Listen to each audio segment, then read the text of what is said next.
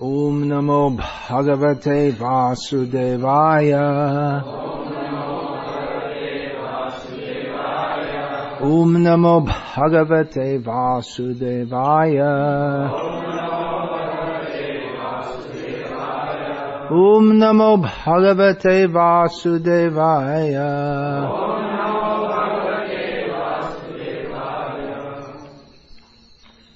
Shri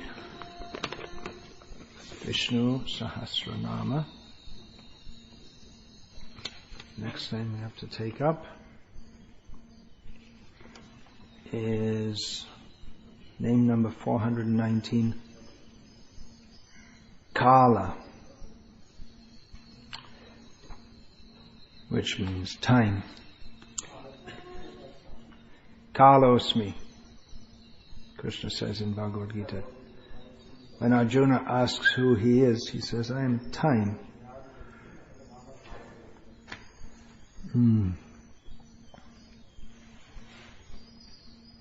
And Krishna specifically refers to time as time as the principle of destruction.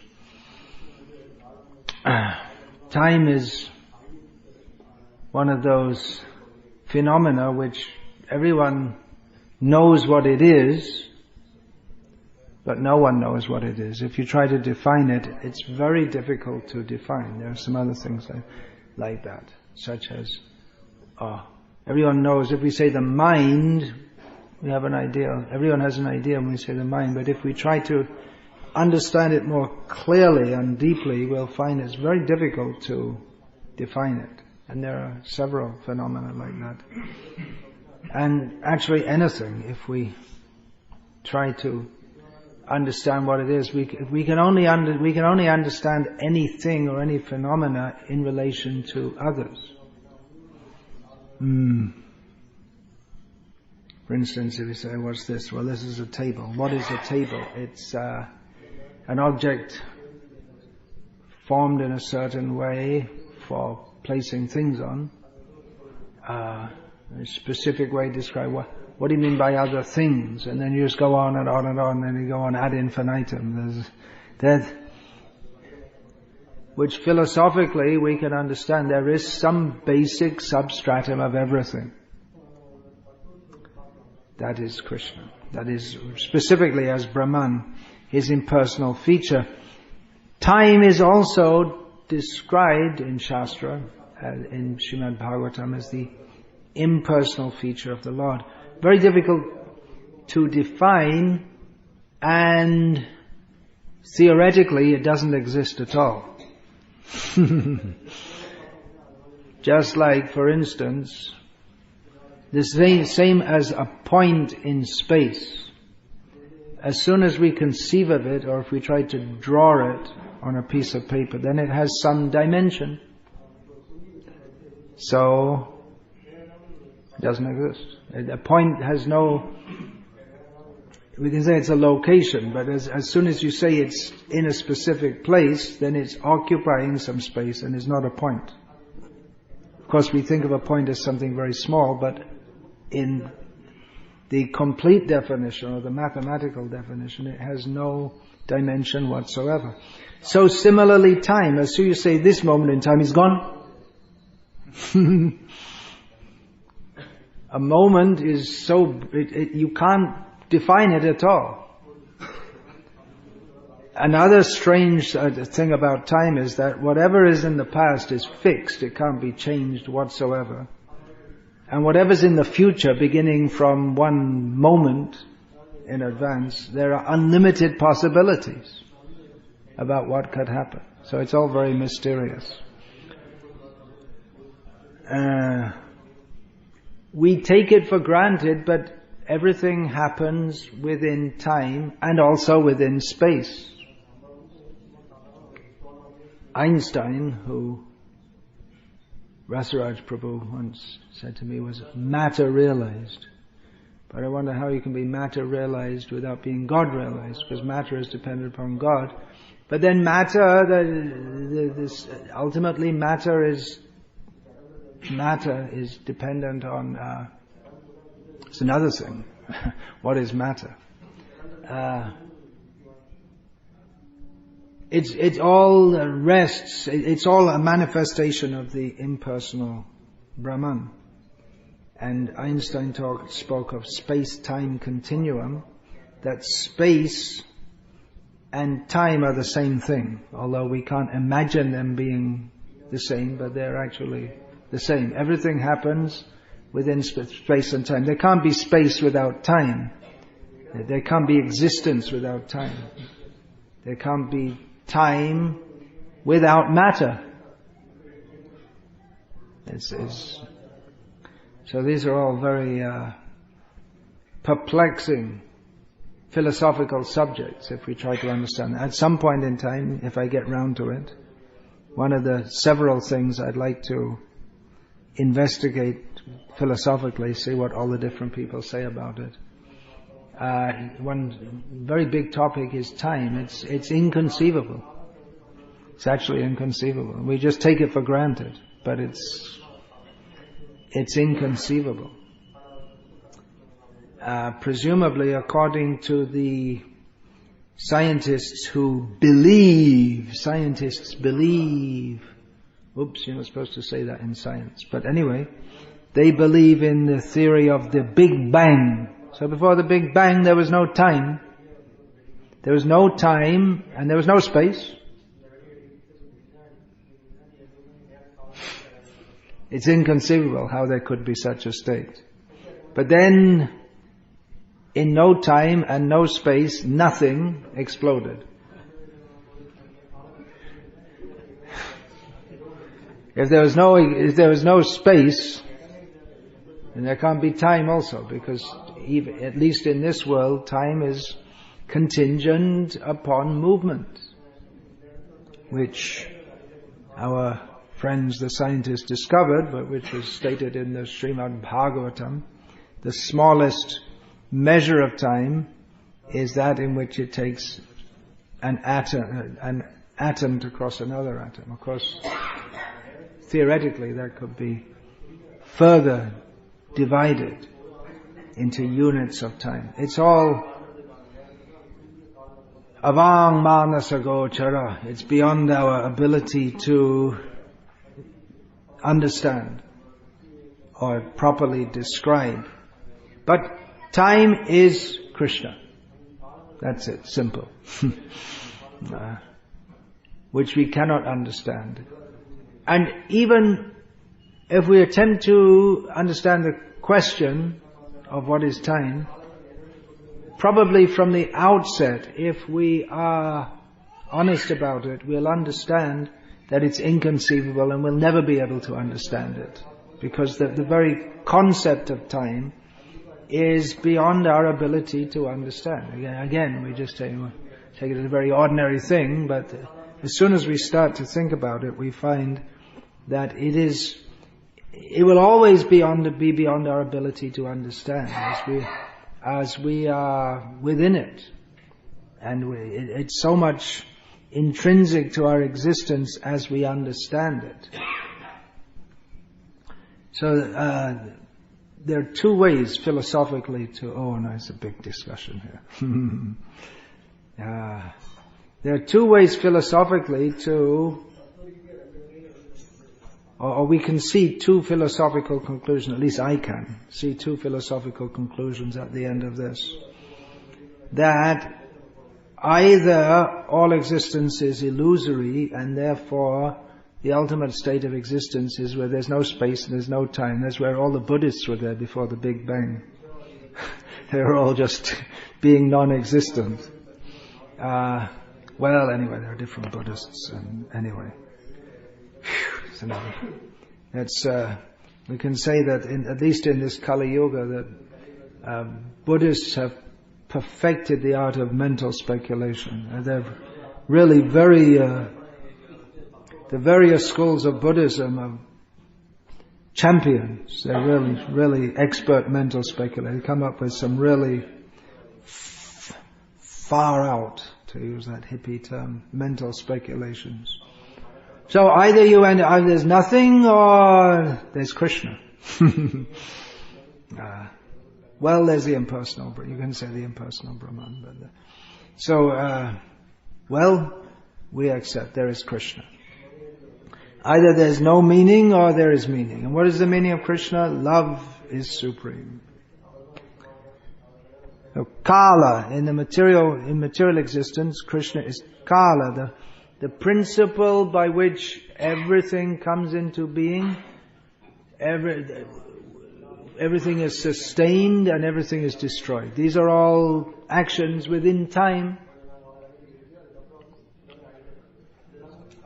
So Krishna, the time is the impersonal feature of the Lord. So there we have it. Yato va imani bhutani jayante. Yena jatani jivanti. Yat prayatya visangvishanti. Tad vijijgyasasva. Tad brahmeti. What is the ultimate supreme? What is the absolute truth? That from which everything emanates. That in which everything exists. That which everything enters into. Ultimately, that is the proper subject for inquiry, that is Brahma. So we can say Brahma, there's time also, because time fits the same description. However, within the same Upanishad, Taittiriya Upanishad, the same verse is given, but in relation to Ananda. So, as Sri Ramanuja was the first in this Kali Yuga to explicate, this is not all simply some impersonal understanding. This is Vishnu. This is all, it's not just some undefined force that is going on with no particular meaning. There's no meaning in this world, but the ultimate meaning is Ananda, as I heard Srila Prabhupada say how many years ago? 39 years ago. When he was asked, what is the purpose of life? Srila Prabhupada replied, to enjoy. So time in this real time is in the spiritual world, which facilitates Krishna's enjoyment. In this material world, time is that dimension by which everything is destroyed. Although everything is created in this material world within time, the Shastra and the Acharyas and Krishna himself generally describe time as that which destroys rather than that which facilitates creation. Because destruction is it's more characteristic of the material world. The creation, that is necessary for there to be destruction, and it's a cycle, again, time, cycle. But the destruction is more characteristic because this is the place of suffering. The creation brings hope. Destruction brings hopelessness. So that is the nature of this material world, is a place of suffering. So time in this material world is that feature, that dimension which causes suffering. Of course, ultimately the suffering is caused by the living beings themselves and their rebelliousness to Krishna. But that is affected by the time factor, which in the mode of passion there is creation and there's hope of enjoyment. But ultimately that comes to the despair of destruction. And destruction is more characteristic of this world because it goes on all the time. There are 4 kinds of destruction described in the 12th canto of Bhagavatam, among which one of them is nitya. It's always going on at every moment. At every moment some living being is being destroyed. The very nature of time is that once it's gone, one moment is gone, it's gone. Our bodies are aging and hurtling toward death at every moment. We say Shrishti, Sthiti, Pralay. There is creation, maintenance and destruction. But maintenance is maintaining a state of ongoing slow destruction. That is what it is, actually.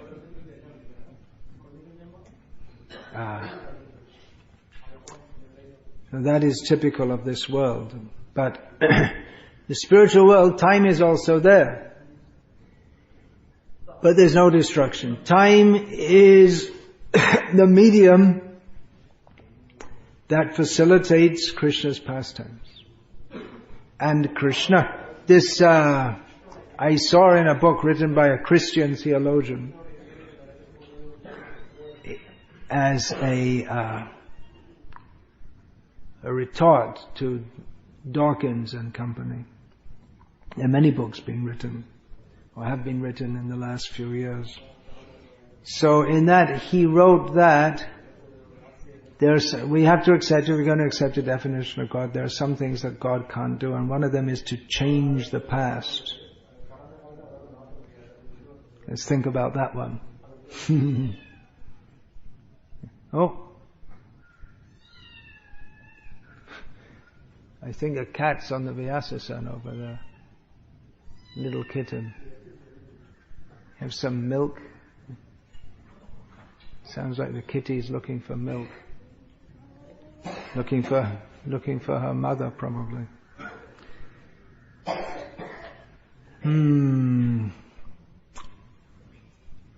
So can God change the past? That's what one have to think about. Well, He can do anything. He can definitely change the present. There's no. And what is time? That's measured by the movements of various bodies, beginning from the smallest up to the biggest. It's all right. Don't chase the cat as long as it's it or she or he has stopped meowing. What's the Tamil word for meow? Huh? They also say meow. I borrowed that from English cats, probably.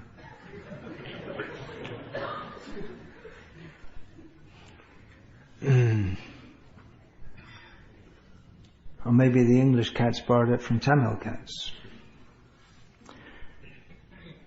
Anyway, it's a very vast subject to try to understand what is time. But very simply, we can say time is Krishna, and that means everything we can't understand, we can say that is Krishna. Now that's one of Dawkins, the infamous Richard Dawkins, taunts against theists. He talks about the God of the gaps. He said when you can't understand anything, you say it must be caused by God or some supernatural means. Just like, for instance, he says that, well, it used to be when people got sick, they would pray to God, or they'd say it's caused by God or some gods. But now we understand that diseases are caused by germs, and we give vaccines, and we give medicines, and we heal the diseases, or some of them. As I said, nowadays people, when they want to get healed from a disease, they don't pray to some god, but they go to the doctor. And when the doctor doesn't cure them, they go to God. He didn't add that piece.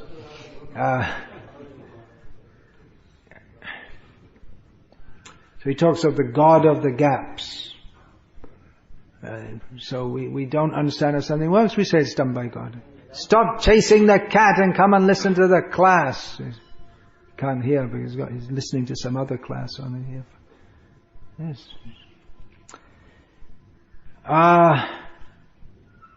Well, yeah, maybe caused by germs, but dear Mr. Dawkins, one thing, in philosophy we should understand there are causes and there are causes of causes and there are causes of causes of causes, and Krishna is the ultimate cause of all causes. The germ causes the disease. The germs exist because we perform sinful activities. And the germ is a manifestation of sinful activities.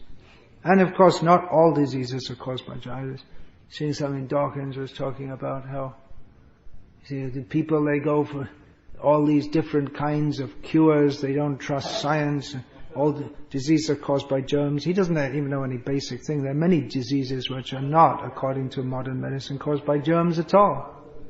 They're not, it's disease like smallpox and mumps and measles may be caused by germs, but diseases like arthritis, they're not caused by viruses or any such thing. Anyway, that's another topic. So yeah, the God of the gaps. But hey, you know what? You can go on doing scientific research on and on and on over generations and generations, and there'll always be gaps. You'll never discover everything. It's not possible.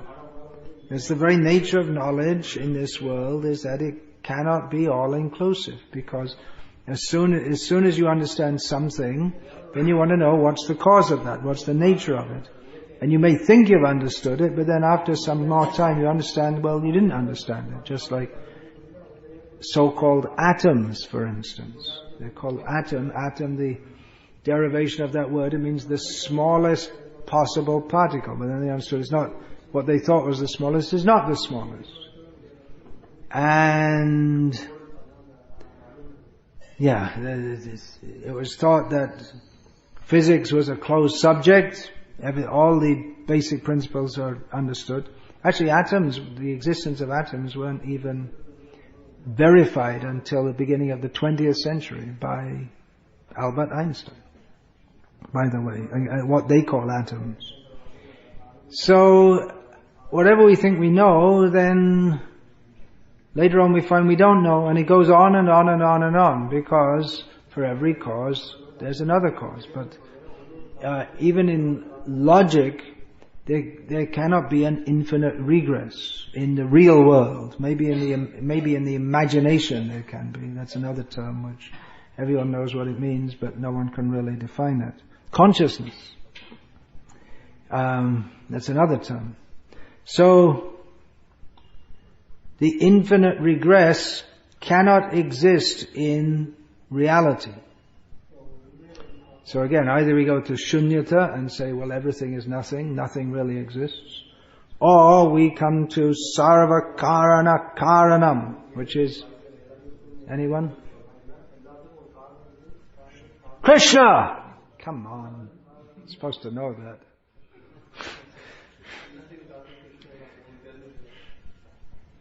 I have to try and keep everyone awake here. Okay, Kalah, here are some of the meanings given by the acharyas. He who draws everything toward himself. In other words, who's all attractive. But this means well, that can mean he draws everything toward himself, just like at the time of annihilation of the universe. Everything enters into him. Yat prayatya visangvishanti. Everything ultimately enters into him. This means Vishnu. But then there is also, by his qualities, he attracts everyone to himself. Krishna. That's the meaning of Krishna. Kalah. He who measures and sets a limit to everything. So time, everything can be measured only within time, and everything is limited by time. Utashishai trividasima. Ulangita trividasima utashishai. This Yamunacharya speaks about the three limits which Krishna is beyond. The three limiting factors are space, time, and thought. So Krishna is beyond all of these. See, our acharyas, they're not just sentimentalists, as some people think. They're simply praising Krishna, dancing with his ankle bells, but very deep philosophical understanding also.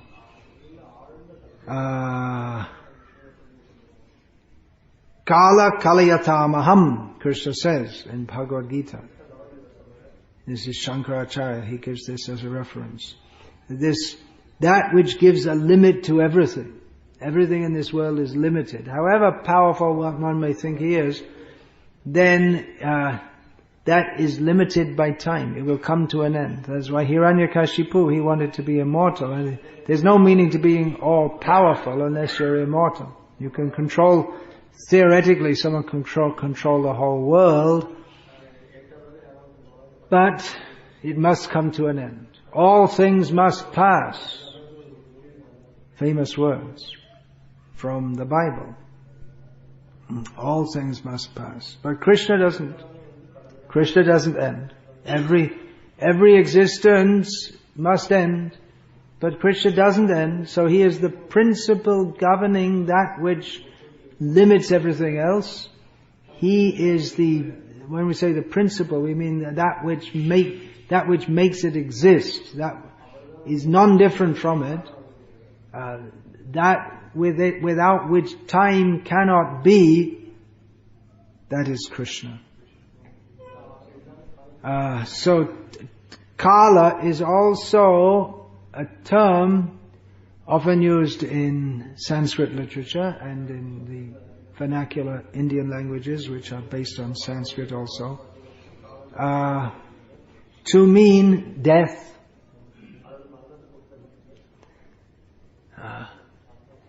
and also to mean fate. By the influence of time. It's commonly seen. You'll find in Bhagavatam and everywhere else. Kala prabhavi, that would be in Bengali. By the influence of time. We see, just like for instance, Narad Muni. He says, by the influence of time, my mother was bitten by a snake and died in a previous life. So, time is the medium by which everyone, within which and by which everyone receives the due results of their activities. No one can escape.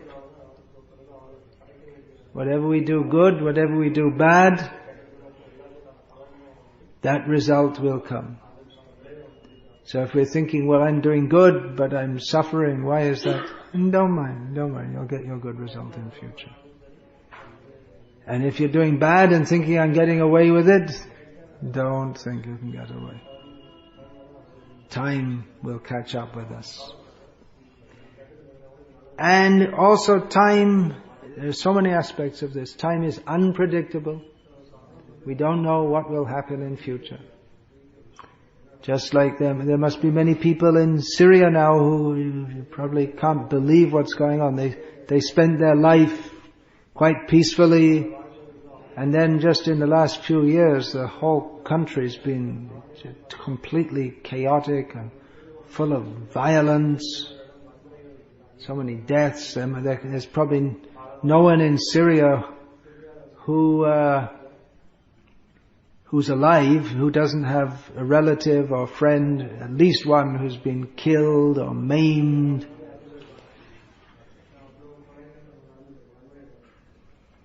Even in Northern Ireland it was like that, when the violence was much less than here, than in Syria. So, time, in due course of time,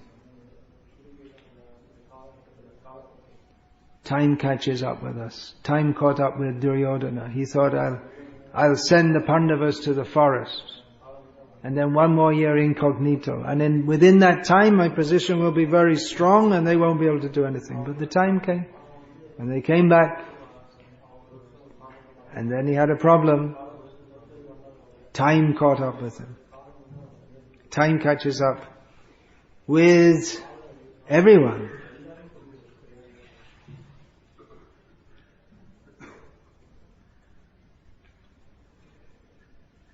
So another meaning. These are all various slightly different perspectives on time. He who measures, make a point here, we're talking about time, but we're talking about Krishna. Time awards in due course of time we get the results of our pious and impious actions.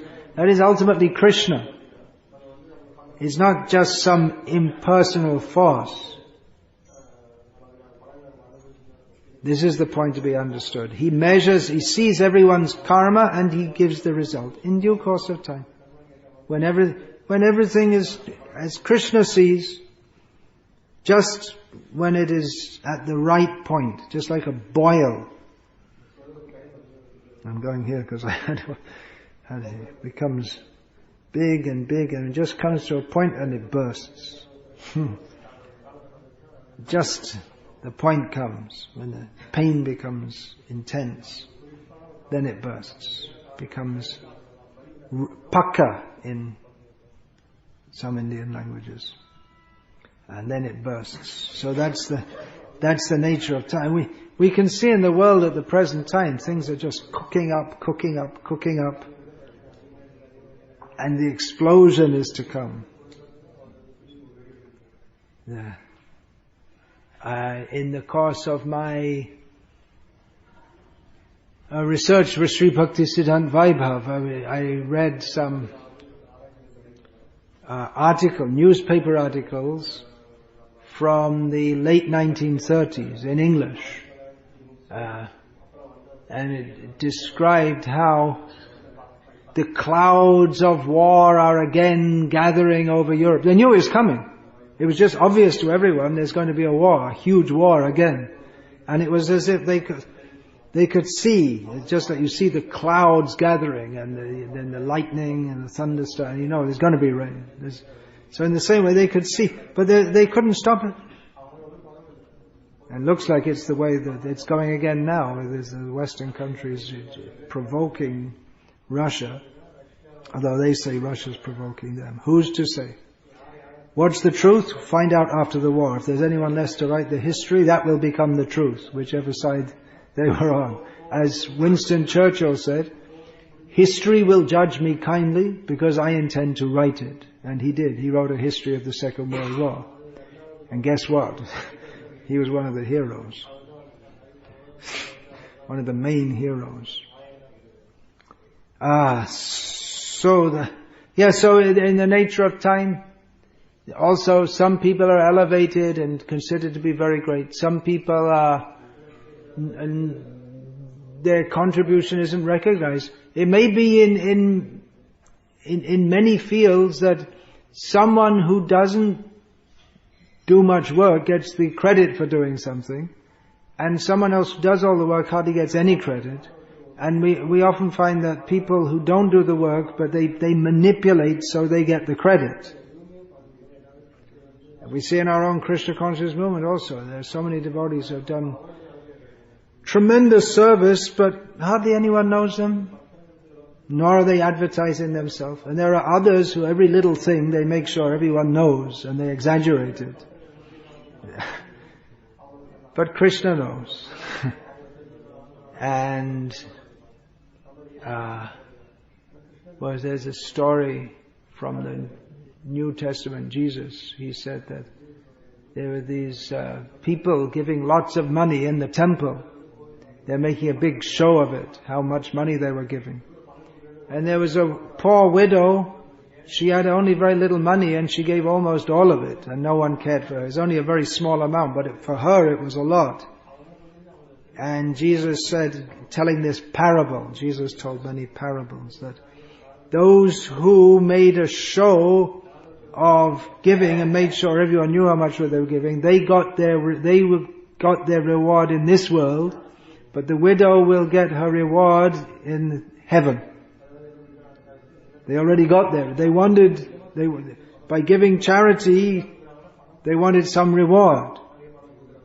They wanted the reward of being recognized in society. So they got it. And the widow just did it for love of God. So she will get her reward, what she wanted. Yeyata mang prapadyante tangas tathaiva bhajamyaham. So Krishna reciprocates with everyone.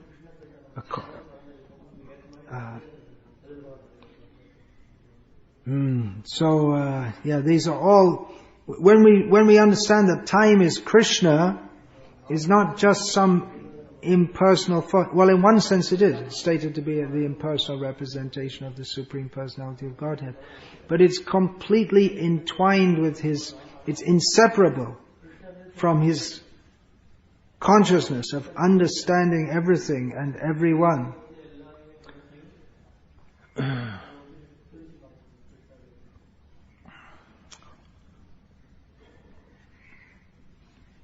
Desire to cause.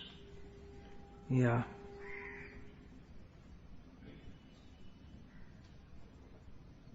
He is particularly time for those who are inimical toward Him. Those who are devotees, they cross over time. Their time as a medium, time in this material world becomes a medium which carries them to eternal time.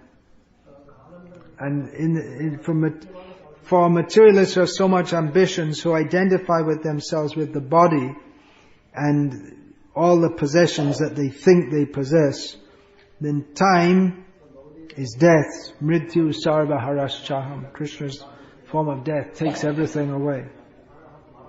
So it acts differently. Just as in this material world, for the devotee, everything acts to help to bring him to Krishna. And because the demons don't want to go to Krishna, everything acts to keep them away from Krishna. So time also, in due course of time, one devotee should have the faith that if I go on chanting Hare Krishna, that in due course of time, Krishna will bring me to Him. And time also goes imperceptibly. We don't notice how we're growing old. We don't notice it.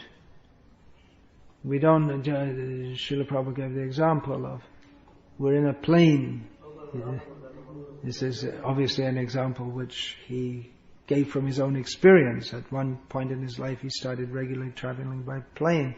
He said you may be in the plane and you may not even notice it's taken off. You look out of the window and you're up in the sky.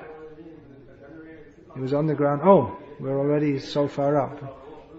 You looked out of the window at the airport and you saw all the airport around, and then you're reading or something, and then you look, you don't even notice, and already, oh, we're up in the sky. So we may not notice. Time is going on imperceptibly. We may not notice how we're advancing in Krishna consciousness also. We also may not notice how we're falling in Maya. So be careful. Sadhu Sabdhan. Be careful.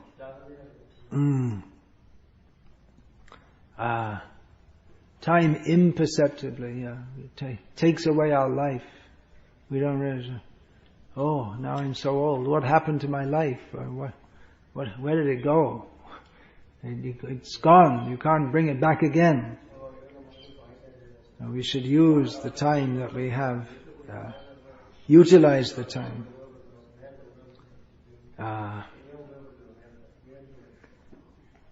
Kalayati iti Kalah, one who measures.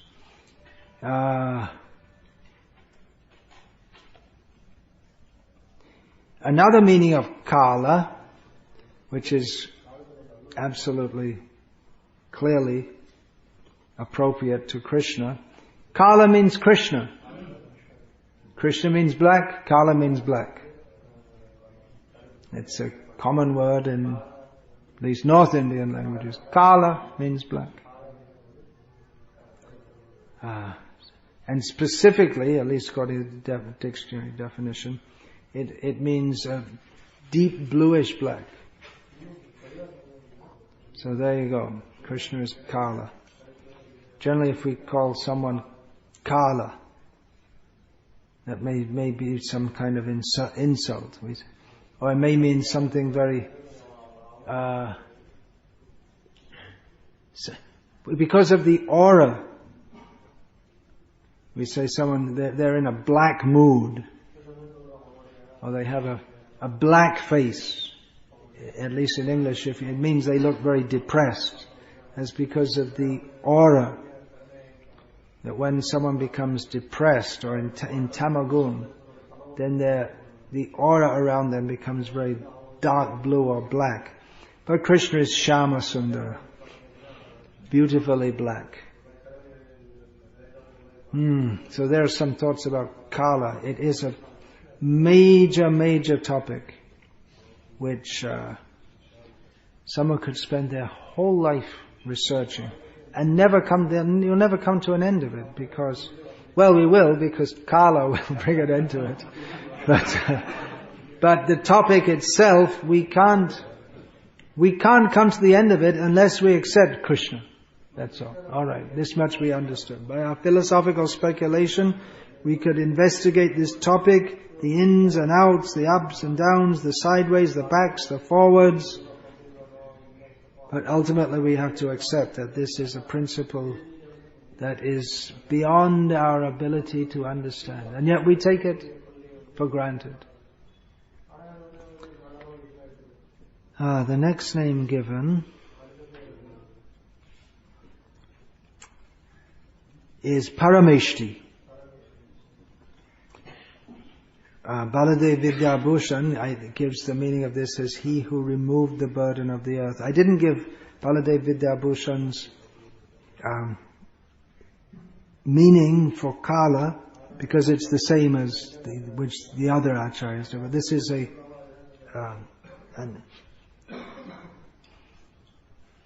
Ishta means that which is desired. Parama means that which is on top, supreme. But the acharyas all give the meaning of Parameshti as he who is above everything, the one on top. This in Bhagavatam we'll often find this name is given for Brahma, because he's on top of the universe, but then on top of him is Krishna. So ultimately this is a name for Krishna. So the meaning of this name is given as he who resides in the supreme abode, which for the Sri Vaishnava commentators means Sri Vaikuntha. They see it as topmost. And another meaning that's given is that he who resides in the supreme core of the heart.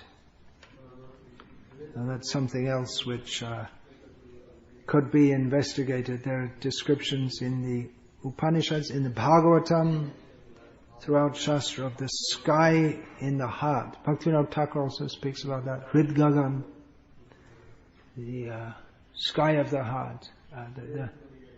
That Udita Tapana Hailavasta Jingala. What's that? That penultimate. Jivera Kalyana Shadana Kam Jagate Ashe Madhur Nam Abidya Timira Tapana Rupe Hridgagani Biraji. He says about the holy name has come to this world for the benefit of the jivas here. Is like this, the holy name is like the sun which has arisen in the sky of the heart to drive out the ignorance therein. So that's one of the things you can research, maybe if you get any time. That's much spoken about in the Upanishads. The sky in the heart. What exactly does that mean? But the acharyas, when they speak of it, they don't qualify it. That seems that they all seem to know what they mean by it. That presumably also when Krishna says in Bhagavad Gita, Hriddesha Arjuna Tishtati, in the region of the heart, the Ishvara, he resides there, within the heart of all living beings. So these are meanings for Parameshti.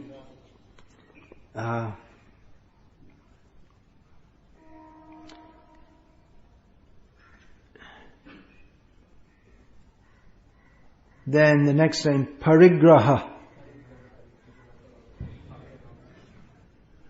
Graha means who takes a hold of, just like we have the word in astrology, Graha. Sometimes that's translated as planet, but it literally means that who seizes, who takes a hold, who appears to have an influence on us.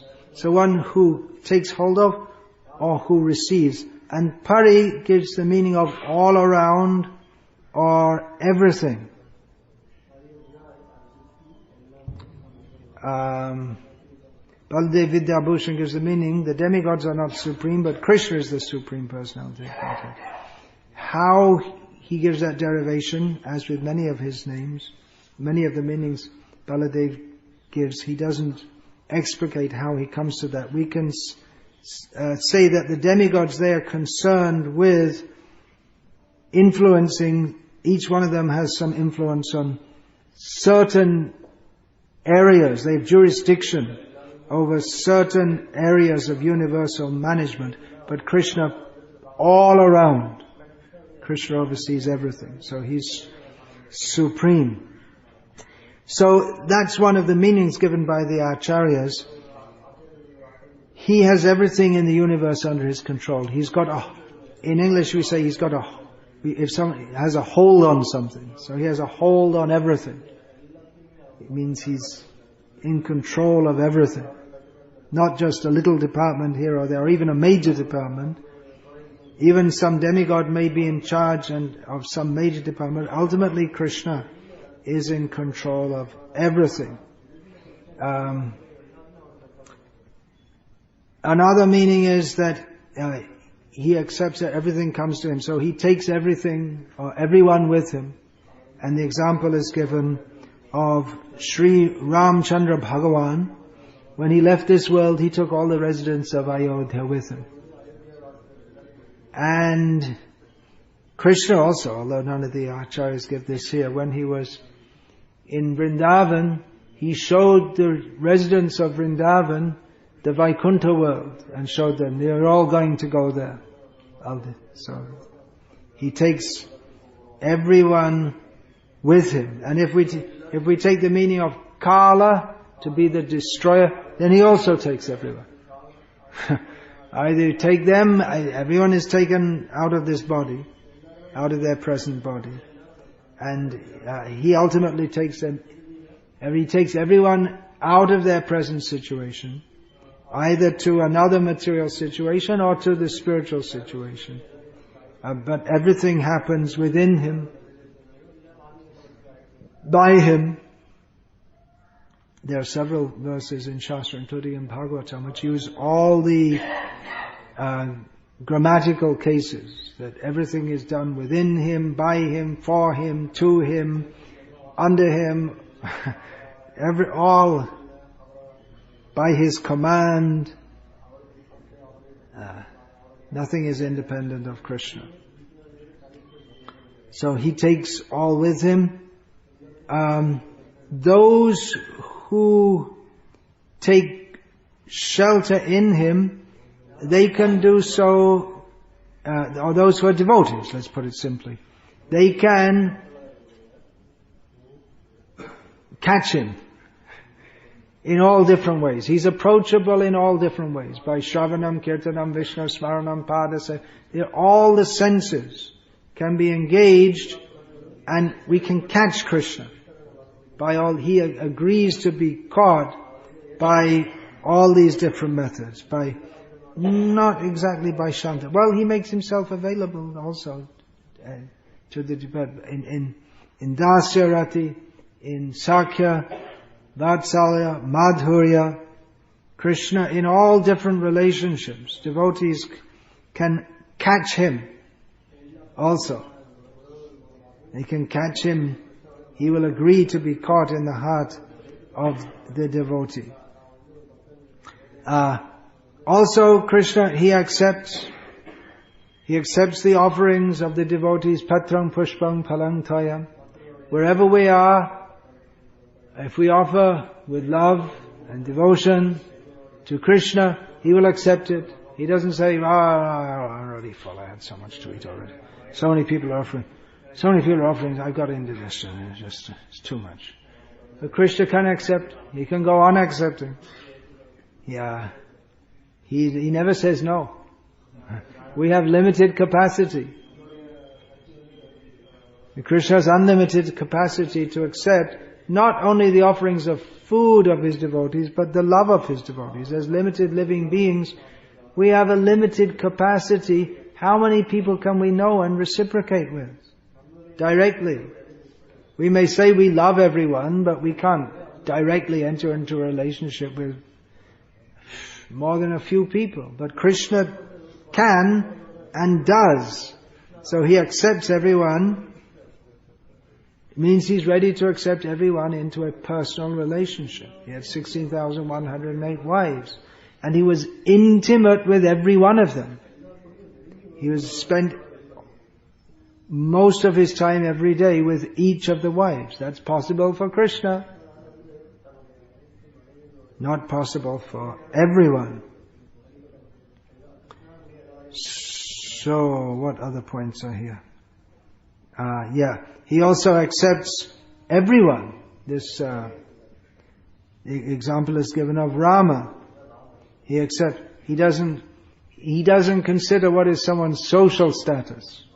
Ravana was very high class, son of a rishis, who went out into the world and made a success of himself. He was if he'd remained a Brahmin, he could have been a high-class Brahmin, but he decided he wanted to be a world ruler, and he did good. Conquered over so many people, and developed a big kingdom. Nowadays, he'd be praised in Time magazine like anything. He's the great self-made man, great success. So, but Krishna didn't like him. Rama didn't like him. But he liked Guha, the king, if you want to call it, of a bunch of savages, because Guha loved him. And Rama accepted the monkeys. You may say, well, he didn't have anyone else. That was also the arrangement of Kalah. Kalah, Krishna, he outsources his functions for his Leela to his Leela Shakti, who arranges his pastimes to take place in the course of the time of the world, and makes him, the Supreme Personality of Godhead, seem so helpless that he has to depend on a pack of monkeys. But actually that he is the Supreme Lord. He can interrelate with whoever he wants, but he chooses to accept devotion from whoever offers it. He's a genuine person. He is the primeval, loving person. Love, generally we find if someone has money, they have friends. They have prestige. They're considered important. But then who cares for someone who has no money, who has no prestige? But Krishna, he cares if we care for him. And Krishna doesn't care for your finery, your wealth, your power. This is all given by him, by his Kala Shakti, by time, his energy of time, and will be taken away in due course of time. And it's ridiculous anyway. It's just so insignificant in comparison to Krishna's unlimited opulence. So Krishna, he accepts the devotion of his devotees. He's the acceptor. But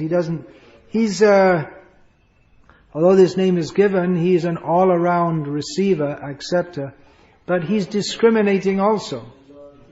In one sense, he accepts even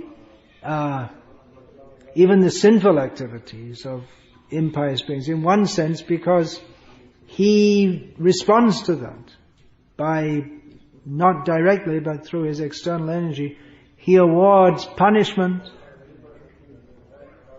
So in one sense he accepts everything, but he discriminates. The pure love of his devotees he accepts, personally. And the enviousness and sinfulness of non-devotees, he sees it, he measures it. As time he awards the results of that, but he himself remains aloof from it. He has no interest in it whatsoever.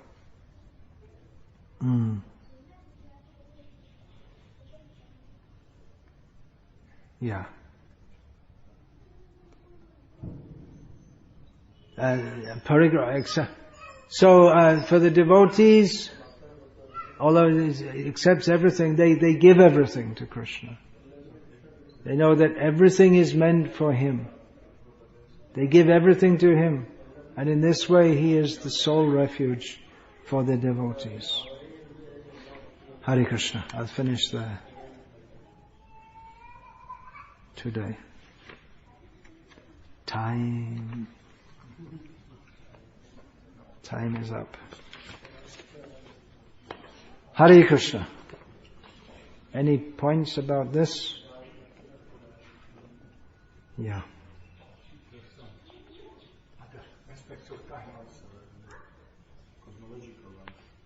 Oh yeah, it's a huge, huge topic. Yeah. There is a description that all planets are linked by the ropes are linked to the pole star. They're all rotating because there is a Kalah chakra above. And then they go to the zodiac. That's therefore that the vertical is rotating. And pole star is rotating on its own axis. Kalah chakra is moving. Kalah chakra, yeah. And that's expansion of Sudarshan chakra on the road. That's what we might call a physical object. It's a the wheel of time. It's an orbit. It could be mathematically constructed. Yeah, and then they give a chakra. The Kalah chakra. We can find by astronomy the Kalah chakra and make a mathematical description of it. And there's a description of how many spokes and how many. There's another on the bottom of the universe. There is a Bhumandala is like a disc, and below the Narasa, and below that there's Garbha ocean. So above Garbha ocean there's a Kalah Agni. Kalah Agni, the fire of time, Kalah Agni. In due course of time, that flames up and destroys the whole universe. Yeah. All the time, basically, there's material is roasted from below. Fire is on, but not full flesh. Yeah, it's on a low flame. The low flame still, we're burning in that, huh? Diba nishi hiyaja shangsharab bashanale dibani. Oh, that reminds me. I want to make a point. Since I've been here every morning, whoever's leading the Mangalati Kirtan begins with singing Sangsara Dava Nala, which doesn't really have any meaning. It's one continuous word. Sangsara Dava Nala.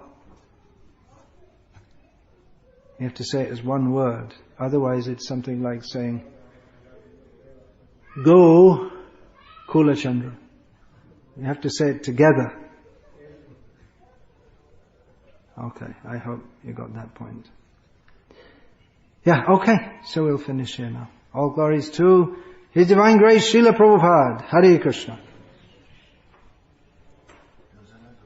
Oh, wait a minute, we got some more here. Yeah?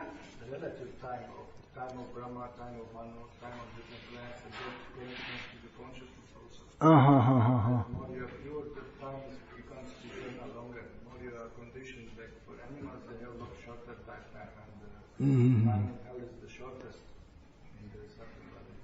Very good point, yeah. It is a massive topic. It could be, like I say, you could spend your whole life meditating on time and understanding different aspects of it, and it'll still remain mysterious.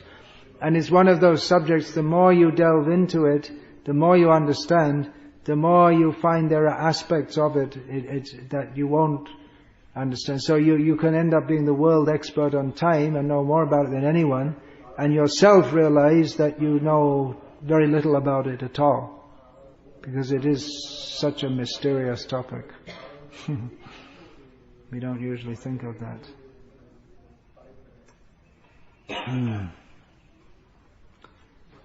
Yeah.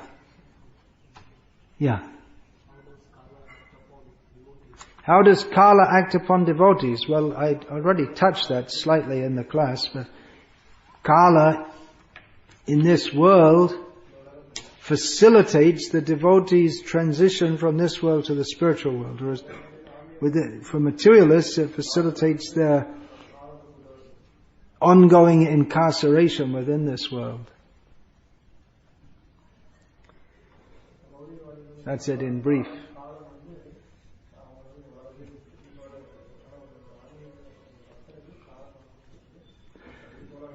Okay. It's time to finish the class. You're all sitting here bewildered, wondering what's been talked about here. It's not very understandable. Well, I hope something was understood. I have been in classes where you sit through the whole class and you listen to it, and at the end you wonder, what actually did they say? And there's nothing really. I shouldn't be so critical, but I have had experience. There are some people, or you can read a whole page and there's nothing really said. It's just a string of words. Whatever they had to say could have been compressed into about 3 words. But they managed to string it all out. These kind of books are excellent if you have difficulty getting to sleep at night.